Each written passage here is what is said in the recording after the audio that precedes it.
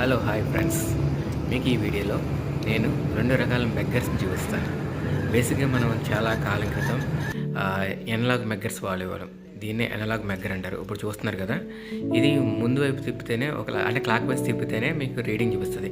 Anti clock vice తిప్పితే reading చూపించదు. అక్కడ అదే మేము టెస్ట్ చేసాం.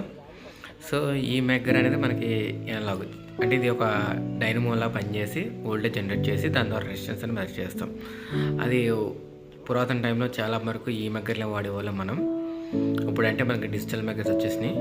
ఈ మెగ్గర్స్‌ని వాడేటప్పుడు దాన్ని తిప్పితే దాంట్లో మనకి ముళ్ళన్నీ కదులుతూ ఉంటది. ఇప్పుడు చూస్తున్నారు కదా మీరు, ఇది డిజిటల్ మెగ్గర్. ఇప్పుడు అన్నీ డిజిటల్ మెగ్గర్ వచ్చేసినాయి. ఈ మెగ్గర్‌తోనే మనం వైర్ ఇన్సులేషన్ రెసిస్టెన్స్ మెజర్ చేయొచ్చు. ఇంకా అన్ని రకాల రెసిస్టెన్స్ మెజర్మెంట్‌కి మనం ఈ డిజిటల్ మెగ్గరే వాడుతున్నాం. ఎందుకంటే ఇది జిగా ఓమ్స్ దాకా వస్తాయి. అలాగే అన్ని వాల్యూస్ చూడొచ్చు. ఈ 2 మెగ్గర్స్ మీరు ఎప్పుడైనా చూసుంటే కింద కామెంట్ చేయండి.